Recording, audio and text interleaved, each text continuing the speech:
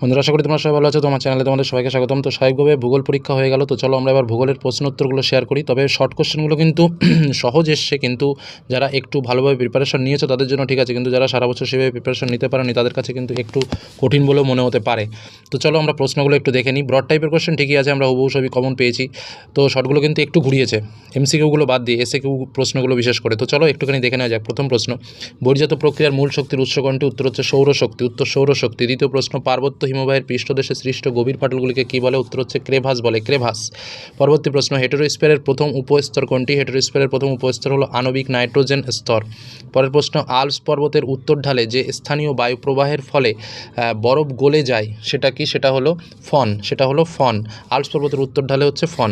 শৈবাল সাগর দেখা যায়, শৈবাল সাগর কোন মহাসাগরে দেখা যায়? শৈবাল সাগর দেখা যায় হচ্ছে তোমার উত্তর আটলান্টিক মহাসাগরে, ঠিক আছে? তো উত্তরটা হবে এখানে আটলান্টিক মহাসাগরে। পরবর্তী প্রশ্ন, পৃথিবীর ওপর চাঁদ ও সূর্যের মহাকর্ষীয় আকর্ষণের ফলে সমুদ্রের জল নিয়মিত উত্থান পতনকে কী বলে? উত্তর হচ্ছে জোয়ার ভাটা বলে। বজ্র ব্যবস্থাপনা নিম্নলিখিত 3R এর মধ্যে নয়। 3R এর মধ্যে নয় হচ্ছে তোমার পুনর্বিন্যাস, যেটা কিন্তু 3R এর মধ্যে নয়। পরবর্তী প্রশ্ন, অন্ধ্রপ্রদেশের বর্তমান রাজধানীর নাম কি? অন্ধ্রপ্রদেশের বর্তমান রাজধানীর নাম হচ্ছে অমরাবতী। পরে কোশ্চেন, কাশ্মীরে অবস্থিত হিমালয়ের পর্বতমালাটি হলো? কাশ্মীরে হিমালয়ের পর্বতমালা যেটা হচ্ছে সেটা হচ্ছে জাসকার। আমি তোমাদের শিখেছিলাম কলেজ পাস, অর্থাৎ কারাকোরাম, তারপরে তোমার তারপরে যতে জাসকার, ঠিক আছে? তারপরে স্বাধীন ভারতের প্রথম বহুমুখী নদী পরিকল্পনা কোনটি? স্বাধীন ভারতের কিন্তু দামোদর উপত্যকা পরিকল্পনা বা ডিবিসি। তারপরে কোশ্চেন, ভারতে শুষ্ক গ্রীষ্মকালে যে ফসলের চাষ করা হয় সেটা কোন ফসল? সেটা হচ্ছে জায়িদ ফসল।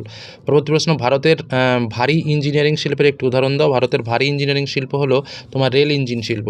পরবর্তী কোশ্চেন, ছত্রপতি শিবাজী আন্তর্জাতিক বিমানবন্দর অবস্থিত কোথায়? ছত্রপতি শিবাজী আন্তর্জাতিক বিমানবন্দর হচ্ছে তোমার মুম্বাইতে, ঠিক আছে? অর্থাৎ কদাক মুম্বাইতে।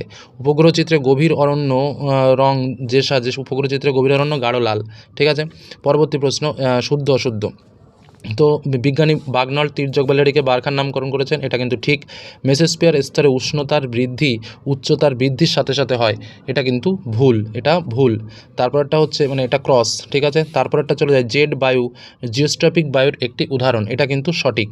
তারপরটা হচ্ছে আমি বলে দিচ্ছি কিন্তু পরপর আমার কথাগুলো একটু মিলিয়ে নেবে। প্রথমটা বললাম বারখার নামকরণ করেছিলেন, এটা ঠিক। তারপরেরটা বললাম দুই দাগেরটা বললাম ভুল, তারপরেরটা বললাম ঠিক।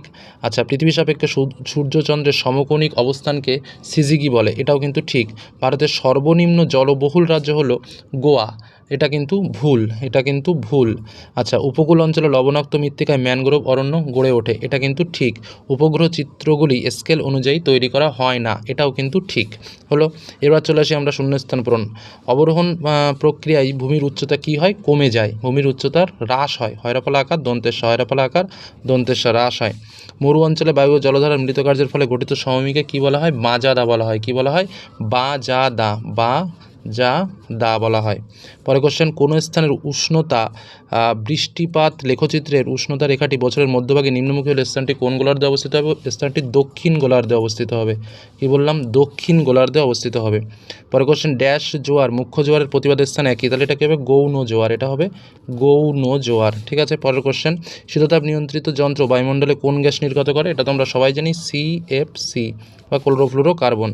আচ্ছা, তারপরে আরাবল্লী পর্বতের পশ্চিমে অবস্থিত তৃণভূমিকে কী বলে? আরাবল্লী পর্বতের পশ্চিমে অবস্থিত তৃণভূমিকে বলা হয় হচ্ছে স্টেপ বলা হয়, স্টেপ বা এর আরও একটা নাম আছে, তার নাম হচ্ছে থালি। কি বললাম? থালি, থালি লিখলেও কিন্তু নম্বর পাবে। তারপরে কোশ্চেন চলে আসো, জৈব বজ্র পদার্থগুলি জীবাণুর দ্বারা বিয়োজনকে কী বলে? এটাকে বলা হয় হচ্ছে বিয়োজন বলে বা ডিকম্পোজিশন, এটাও তোমরা লিখতে পারো ডিকম্পোজিশন, ঠিক আছে? ডিকম্পোজিশনও কিন্তু লিখতে পারো। আবার তোমরা বিয়োজনও লিখতে পারো বা জৈব অবক্ষেপও লিখতে পারো, অনেক কিছু লিখলেই হবে। পরবর্তী কোশ্চেন, নদীর জলপ্রবাহ মাত্রার মাপার এককের নাম কি? উত্তর হচ্ছে কিউসেক ও কিউমেক। কি বললাম? কিউসেক ও কিউমেক। সম্পৃক্ত বায়ুর আর্দ্রতার আপেক্ষিক শতাংশ কত? 100%। মেরু অঞ্চলে থেকে কোন ধরনের সমুদ্র স্রোত প্রবাহিত হয়? শীতল স্রোত, একদম সহজ উত্তর, শীতল স্রোত। আচ্ছা, তারপরটা কি, মানব শরীরে কোন বিষাক্ত বজ্রের উপস্থিতিতে মিনামাটা রোগ হয়? এটা একটু লিখতে হবে। উত্তর হচ্ছে মিথাইল মার্কারি। কি বললাম? প্রশ্নটার উত্তর মিথাইল মার্কারি, মিথাইল মার্কারি, ঠিক আছে? Methyl mercury. পরবর্তী প্রশ্ন চলে যাও, ভারতের সর্বাধিক জলসেচ পদ্ধতির নাম কি? উত্তর হচ্ছে নলকূপ ও কূপ। আমি বলে দিলাম নলকূপ ও কূপ। ভারতের উত্তর পূর্ব মৌসুমী বায়ু কোথায় বৃষ্টিপাত ঘটায়? এটার উত্তর লিখতে হবে দক্ষিণ পূর্ব ভারতে। কি বললাম? দক্ষিণ পূর্ব ভারতে, দক্ষিণ পূর্ব ভারতে বৃষ্টিপাত ঘটায়। ঠিক আছে, তার পরবর্তী কোশ্চেন, ইন্টারনেট ব্যবহারের দিক থেকে ভারত কততম? ভারত কিন্তু ইন্টারনেট ব্যবহারের দিক থেকে সেকেন্ড, দ্বিতীয়তম। ঠিক আছে, তারপরে চলে আসো, ভূবৈচিত্র্যসূচক মানচিত্রে কোন রেখার সাহায্যে ভূমির উচ্চতা দেখানো যায়? উত্তর হচ্ছে সমোন্নতি রেখা, সমোন্নতি রেখা। পরবর্তী প্রশ্ন চলে আসো, ডান দিকের সঙ্গে বাদিক।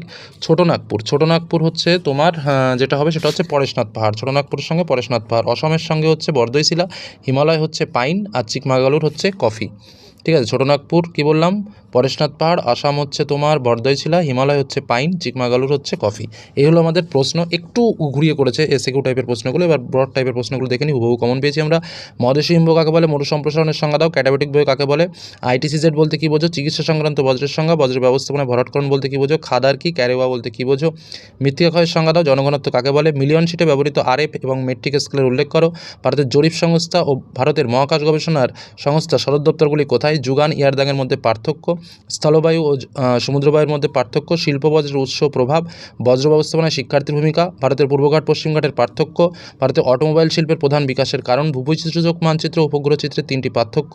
দূর সংবেদন ব্যবস্থার সুবিধা। তারপরে 5 মার্কের কোশ্চেন, যেটা হচ্ছে নদীর সঞ্চয় কার্যের ফলে গঠিত ভূমিরূপ। বায়ুমণ্ডল উত্তপ্ত হওয়ার পদ্ধতি। পরিচালন বৃষ্টিপাতের সৃষ্টি ও বৈশিষ্ট্য।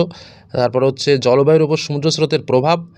তারপরে এইদিকে প্রশ্ন এসছে, ভারতের জলবায়ুর 5টি নিয়ন্ত্রক। ভারতের চা উৎপাদনের অনুকূল প্রাকৃতিক পরিবেশ। পূর্ব ও মধ্য ভারতের লোহ ইস্পাত শিল্প গড়ে ওঠার কারণ।